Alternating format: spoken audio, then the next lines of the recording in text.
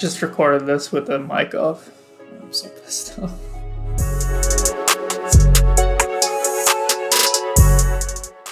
What's good, guys? Today I'm going to be breaking down some of my art. Heard a lot of people ask for this since I started doing this style, so today I'm going to be breaking down the art for my free hi-hat MIDI kit Fear. It should have dropped by the time you're seeing this. The style is kind of derivative of another artist who posted his own tutorial a while ago. He's like a proper GFX artist. I don't never claim to be. I just kind of do this style. I'm pretty decent at it. I think it looks good, but I think his is much better. Mine's a little quicker. You know, I put out a bunch of kits a week, so I'm trying to make art for that. So yeah, it's pretty simple. I mean, it takes me like 10 minutes maybe to do some art. You know, mostly just about the creative process, really, like finding a nice picture and stuff. But you know, we're gonna get into it. We're gonna make this from scratch. Just gonna break it right down. So yeah, let's do that. So first thing I do, open a 2K by 2K canvas, custom one. Now you can hit Ctrl-0 at any point to zoom right into the canvas. That could help. Honestly, it doesn't really matter too much for me. I'm good either way. Alright, the next thing you want to do is drag in your picture. You know, I'm not going to tell you where to get pictures from too much. What I will say is you ideally want a landscape sort of picture just because it helps with what you're about to do. The picture's not perfect, you know, you can drag it. You can drag it in here and just go to the crop tool. Use the crop tool to fix it up. I think this is fine for what I have right here. So we're going to hit Ctrl-T, and that's going to give us a transform tool. So I'm gonna drag it like that, just so we've left a little bit of space here for what we're about to put here, a little space here for where the title's gonna go. Then hit Ctrl-J. Now you've got two of these because Ctrl-J is to clone. You've got two of these now. So now what we want to do is leave enough space down here for the title. So Ctrl-T, push it up. Ctrl-T, push this down. So you want to kind of evenly push it up and down. You don't want one to be way too high, one to be way too low. To be a little bit more even. So keep pushing that up. Push this down a little bit, and there you go. So at this point, you can hit Control, select these two, Control-G. And I've got a group here. You can move them as a group. So I think I've left a little bit too much space here, so I'm going to push them a little bit this way. Enlarge them now. And then what I like to do is I hit Control-T again, select all of them, tilt it a little bit, just makes it a little more human, makes it a little more interesting. Probably done a little too much there. You just want to do a very subtle one. So boom, there you go. Now what I like to do is unlock that, go to the paint bucket tool, and color in the canvas. Why I do that is because I'm about to add white text, so you need to be able to read that white text. So there you go.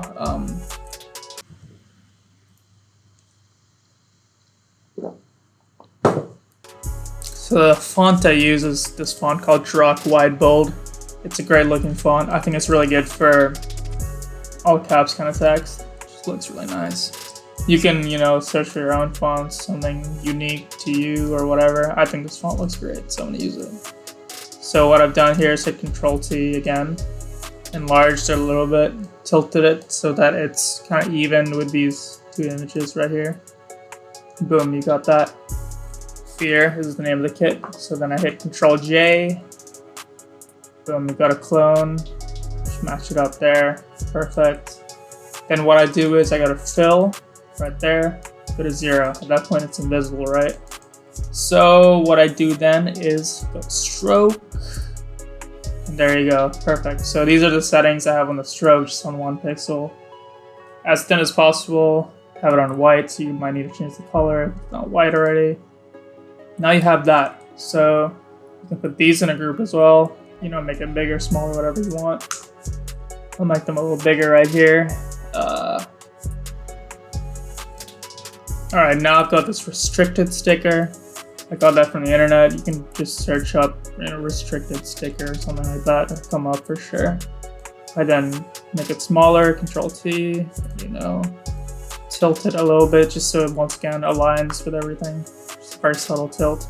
And it's in black right now. You don't want it in black. You want to be able to see it, so you gotta make it white. So you got a color overlay, take that right here, just normal, 100% opacity, white. That's all I need. Now it's in white. Perfect, right? So, at this point, or the original text you made, Control J. Now you've got another clone of this right here. So what I do is I tilt it, so that's kind of perpendicular. So what you've already made, enlarge it and then just push it back. That way, just this kind of like big blocky thing in the background just occupies some space. Looks a little mysterious, looks a little interesting. There you go, just occupy the space right there. Then what I do is I chuck in my logo. You know, I already got a logo, shout out to Prod by Jack. He made my logo like a year ago. Sick little logo. I just had it, just used it and everything. Put it on all my kits. Very, very worth it. I don't know if he still does logos, but it's fire. But anyway, drag it here. Have it in line with what you created there. And just in the center kind of here. You want the center of the H. Whatever the center of your text would be. Right there. Obviously, you don't need to use a logo. You can just use the text, just like I used here with the druck. Just put your producer name, whatever you want. Then hit Control J. I started doing this recently, so now I've got two of them. Push this up here, and then you know you can do that again. Control J. Push this down a little bit right here, and that way you kind of occupy the space a little bit. So I think that looks pretty cool, like a little line right here. There you go. Then at this point, I start putting in the textures. So you can get textures from GFX packs. You can get them online for free. You know, whatever you want to do. I think textures are my favorite part personally, so I think they add a lot to the image overall. So the textures I used in the first kit were from Dude Plays Dark Side kit. His like original GFX kit, I think, and yeah, I got some really nice dark textures in here, so shout out to him. You should check out his GFX, it's really good. But yeah, 14 and 15. So you just drag in the texture right here. Drag it to the top. So right now it's all the way on top. At that point, I just go in, I hit lighten. You know, you can experiment with whatever you want here. Some cool ones in here, but I like lighten because it kind of removes the coloration if it makes it transparent, but then it adds cool little textures, I guess. Adds those in, then add it in 15, right? So 15. So for that kit, I put it on screen. Sometimes I put them on double lighten. Sometimes I use color dodge, but just experiment with that. So screen, I remember using that because it kind of matched the color of the original like image. So I thought that was cool. But so right now it's kind of creating this white edge here. It's got these numbers here. I don't really want that. So what I do is I enlarge it on both ends, just a little bit. That way you just have the color. You don't have like all the other extra stuff. That's all I really want. So now I've got that right. So at this point what I do is I go back to the original image, add a few things. So to make it interesting, add some noise to it. So boom, there you go. This is my settings. You can go higher, lower, whatever you want, just experiment, you feel me? So just add a little bit of noise to that one. So do the same thing for the top one. Add some noise. Yeah, it looks interesting, looks grainy. So it's kind of what you want. At this point, add some wind to it. So what that is, you go into stylize, you go wind here. I think this is a pretty cool effect to add as well. Just makes it like a little more wavy. Yeah, it just kind of blasts it a little bit. So it's pretty subtle, I think it's cool. So do the same thing for the top one. Yeah, there we go. Then to compensate for how much lighter that made it, what you want to do is go to brightness and contrast right there. I up the contrast to like 50, up it quite a bit. Then this is optional, but I usually lower the brightness there. Look at how much better it blends with the background. Like it looks a lot better that way. Now I go to the top texture, the one right on top. Go to noise, add some noise to that too. Same settings as before, just 20%. Nothing crazy. I don't add wind to the overall textures this time. I just go into brightness and contrast again. Kind of do the same thing right here. Up the contrast. I don't always do this as well, but I think for this kit, makes sense. to lower the brightness all the way. And you're almost done at this point. All I do now, the little icing on top, I go to another GFX pack by do clay, shout out to clay again. This is Chrome pack. Go to stickers. This is my favorite little sticker right here. Code 2. You can use whatever you want.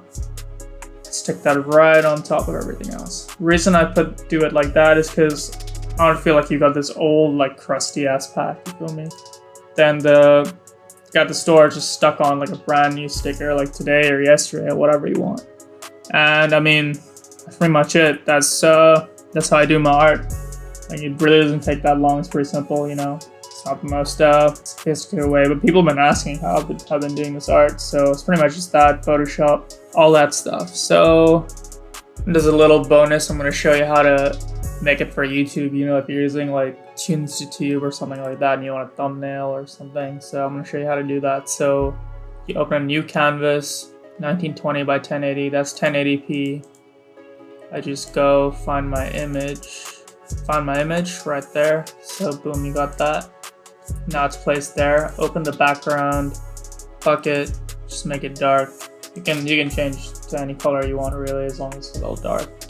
Then Control J, so you got 2. You want to extend this layer on the back all the way so it fills up all the space, just like that.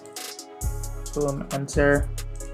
Then I go to blur, box blur, and those are my settings right there, and that's it. Boom, simple as that. The reason I make the background black is because if it's white, then you can kind of see the transparent area or the white area a little bit here, and it just looks a little better when it's dark. But yeah, that's pretty much it. So yeah, I mean, check out my Fear Hi-Hat MIDI kit, check out Loopside, you know, the boys going crazy, kits, tutorials, all that good stuff. So yeah, I'm gonna head out.